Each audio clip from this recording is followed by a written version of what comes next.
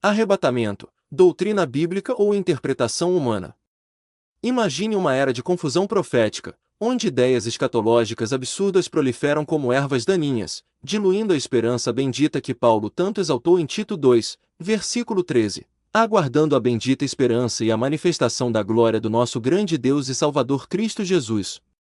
Em tempos onde escarnecedores zombam cinicamente perguntando: onde está a promessa da sua vinda?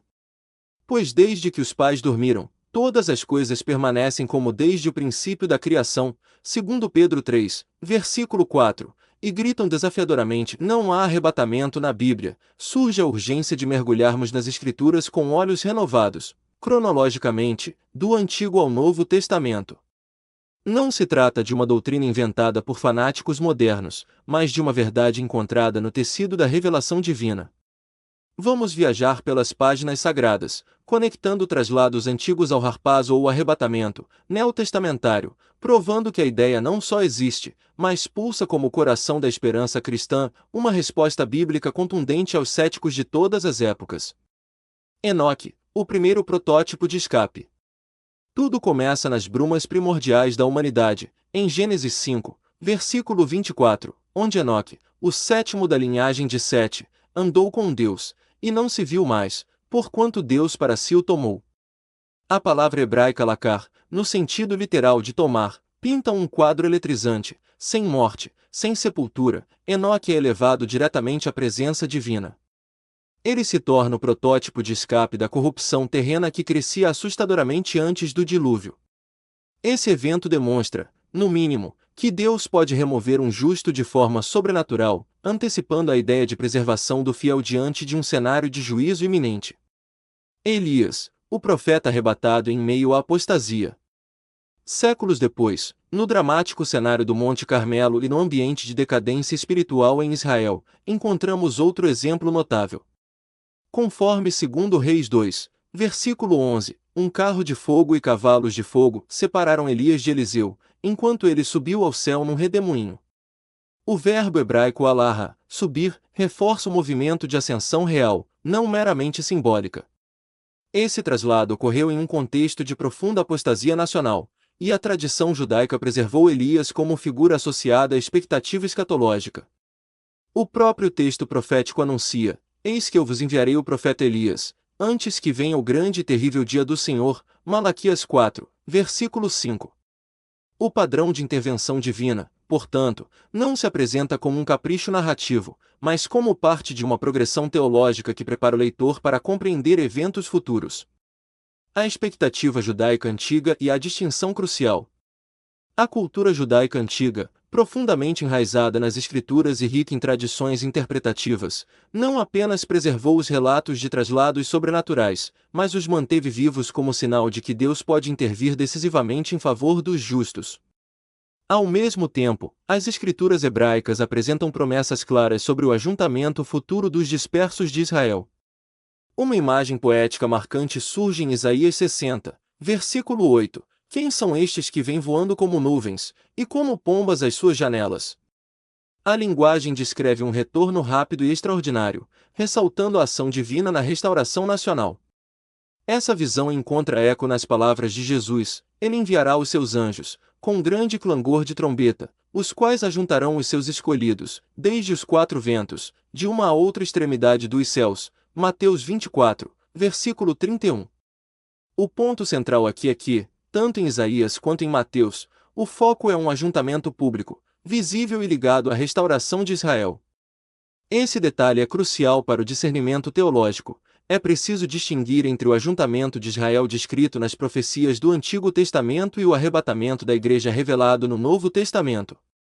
Em Mateus 24, versículos 29 a 31, Jesus situa o ajuntamento logo depois da aflição daqueles dias, em um contexto público e terreno. Já o harpazo da Igreja ou arrebatamento, conforme descrito por Paulo, carrega uma característica distintiva: é chamado explicitamente de mistério. Paulo afirma: eis aqui vos digo um mistério, na verdade, nem todos dormiremos, mas todos seremos transformados. 1 Coríntios 15, versículo 51. Esse mistério envolve a transformação instantânea dos crentes vivos e a ressurreição dos mortos em Cristo, ambos sendo arrebatados para encontrar o Senhor nos ares. Portanto, dentro da leitura dispensacional, tratam-se de eventos distintos em timing, natureza, propósito e participantes, pois Deus opera diferentes administrações na história redentora, sem confundir Israel com a Igreja. Filipe, o arrebatamento apostólico que desafia o espaço-tempo. Avançando para a era apostólica, a narrativa de traslados não se encerra no Antigo Testamento. Em Atos 8, versículos 39 e 40, após batizar o eunuco etíope, o Espírito do Senhor arrebatou a Filipe, e não o viu mais o eunuco. E Filipe se achou em Azoto. A palavra grega harpazo descreve um deslocamento instantâneo e sobrenatural, o mesmo verbo que aparece no texto clássico do arrebatamento da igreja. Depois nós, os que ficarmos vivos, seremos arrebatados juntamente com eles nas nuvens, a encontrar o Senhor nos ares. 1 Tessalonicenses 4, versículo 17. O caso de Filipe não é, em si, o arrebatamento escatológico, mas é uma demonstração histórica de que Deus pode arrebatar de modo real, rápido e irresistível. O Criador que opera além das limitações naturais é o mesmo que arrebatará sua igreja num abrir e fechar de olhos, conforme a promessa apostólica. Num momento, num abrir e fechar de olhos, os mortos ressuscitarão incorruptíveis, e nós seremos transformados. 1 Coríntios 15, versículo 52. Assim, o traslado de Filipe funciona como um sinal pedagógico. O harpazo não é fantasia teológica, mas uma operação divina possível e já testemunhada na história bíblica. A progressão revelacional da esperança bendita. As translocações bíblicas formam uma progressão revelacional que atravessa as Escrituras como sinais antecipatórios da intervenção soberana de Deus na história. Desde Enoque, que andou com Deus e já não foi, porque Deus o tomou, em Gênesis, capítulo 5, versículo 24, passando por Elias, trasladado em meio à glória e poder, em 2º livro dos Reis 2, versículo 11, até Filipe, arrebatado pelo Espírito e encontrado em outro lugar para continuar a missão, em Atos dos Apóstolos 8, versículos 39 e 40, vemos ocorrências extraordinárias que não funcionam como curiosidades narrativas, mas como evidências pedagógicas. Deus pode remover, preservar e conduzir seus servos de modo imediato, quando isso serve ao seu propósito. Esse fio não se limita às narrativas antigas, nem fica preso a um único episódio no livro de Atos. A própria linguagem do Novo Testamento, especialmente onde aparece a ideia de arrebatar no texto grego, confirma que se trata de um conceito real e recorrente. Nos Evangelhos, Jesus descreve a oposição ao reino com a figura do inimigo que arrebata a palavra semeada no coração. Vem o maligno e arrebata o que foi semeado no seu coração, no Evangelho de Mateus 13, verso 19. Em outra ocasião, ao falar do avanço do reino, ele usa a linguagem de tomada poderosa. Desde os dias de João Batista até agora, o reino dos céus é tomado por esforço, e os violentos o arrebatam, no Evangelho de Mateus 11, verso 12, destacando a força do conflito espiritual e a intensidade do avanço do reino em meio à resistência. Ainda no Evangelho de João, o Senhor afirma que ninguém tem autoridade para arrebatar suas ovelhas de sua mão, ninguém as arrebatará da minha mão, no Evangelho de João 10, verso 28 e 29, e reforça a segurança do povo de Deus ao dizer que ninguém pode arrebatar do Pai aquilo que o Pai lhe deu, ninguém pode arrebatá-las da mão de meu Pai.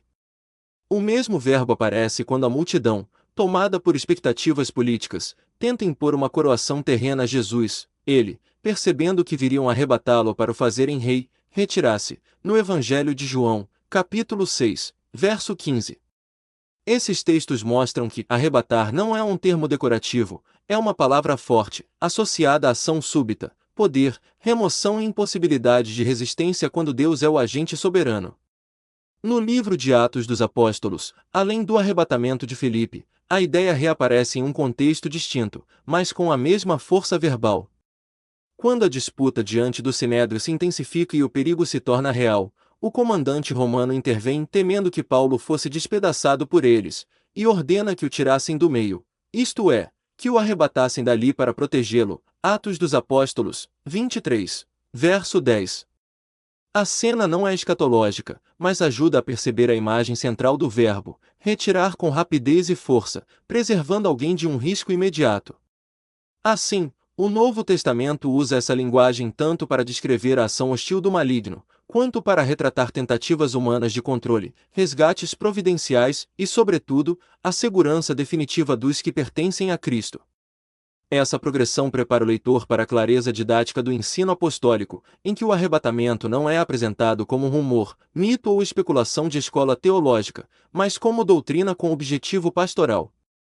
Quando Paulo descreve a descida do Senhor, a ressurreição dos mortos e a remoção dos vivos em Cristo, ele não cria um conceito novo, ele organiza, em forma de esperança escatológica, uma realidade que o próprio vocabulário do Novo Testamento já havia mostrado ser coerente e possível. Ele escreve: porque o mesmo Senhor descerá do céu com alarido, e com voz de arcanjo, e com a trombeta de Deus, e os que morreram em Cristo ressuscitarão primeiro. Depois nós, os que ficarmos vivos, seremos arrebatados, juntamente com eles nas nuvens, a encontrar o Senhor nos ares, em primeira carta aos Tessalonicenses 4, versos 16 e 17. O ponto de chegada, porém, não é a curiosidade, e sim o cuidado espiritual. Portanto, consolai-vos uns aos outros com estas palavras, em primeira carta aos Tessalonicenses 4, verso 18.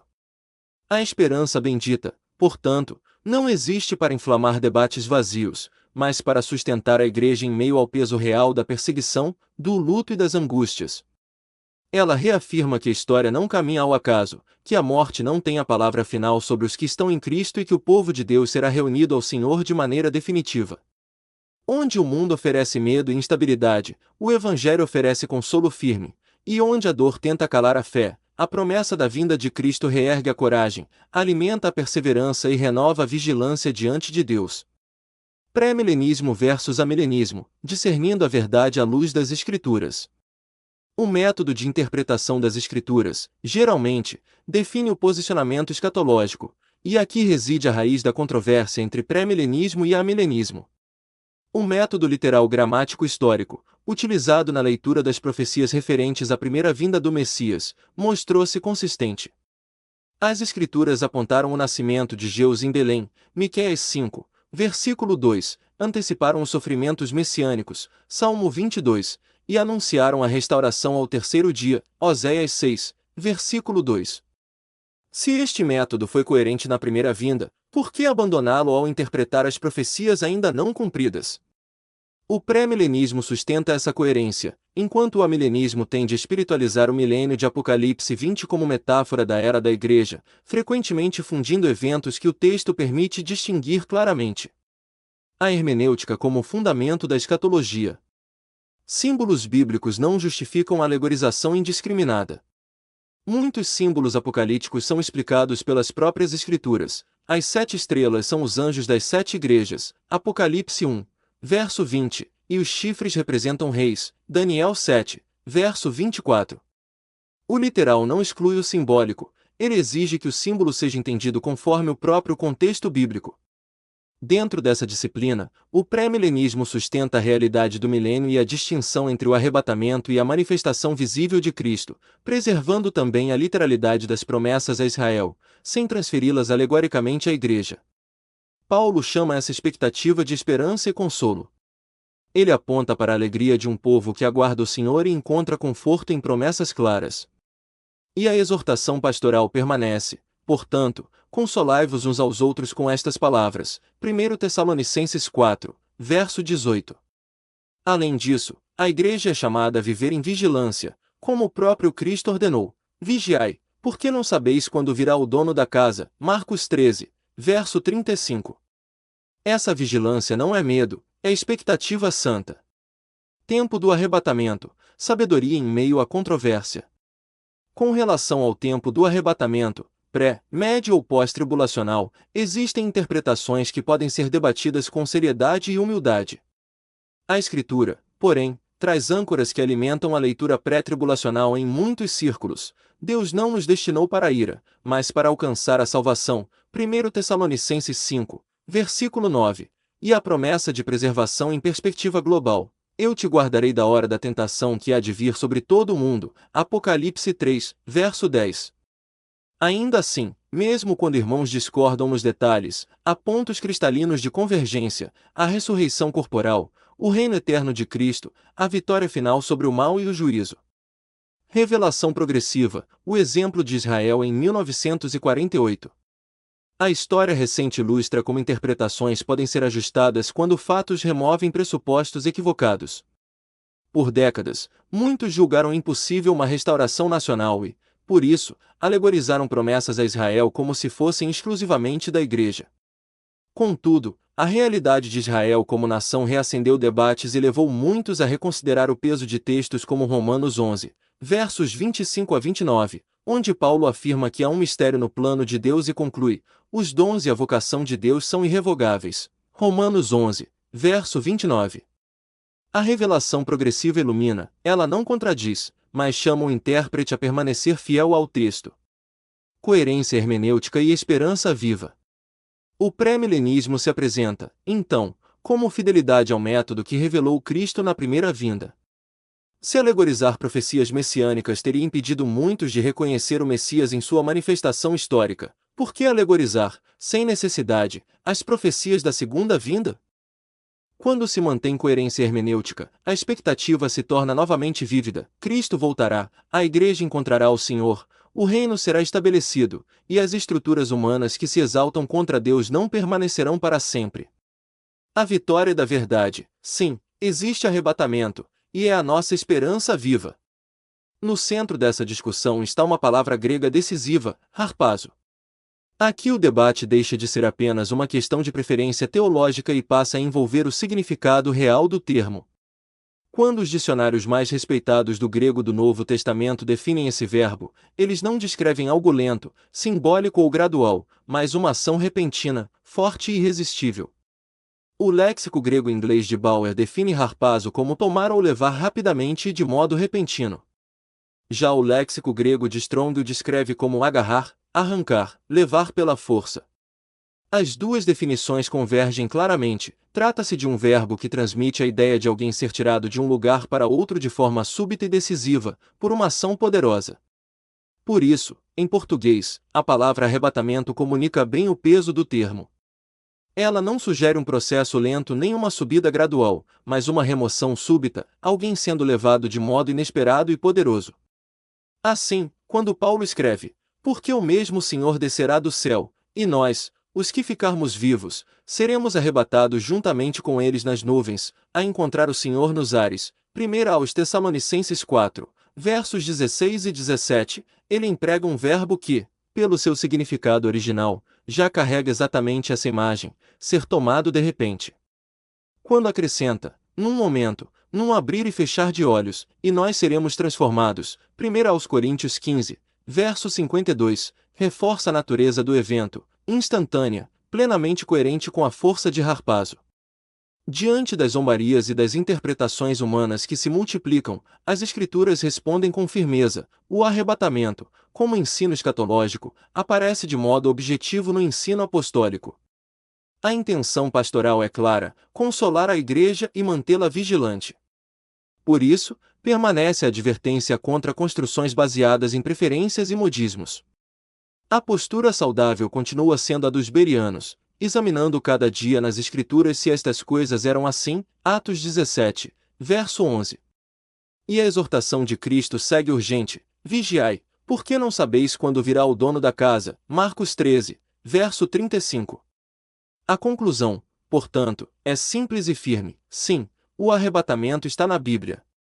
O verbo harpazo expressa a ideia de tomar ou levar rapidamente e de modo repentino, e também de agarrar, arrancar, levar pela força. Por isso, a palavra portuguesa arrebatamento traduz fielmente esse sentido.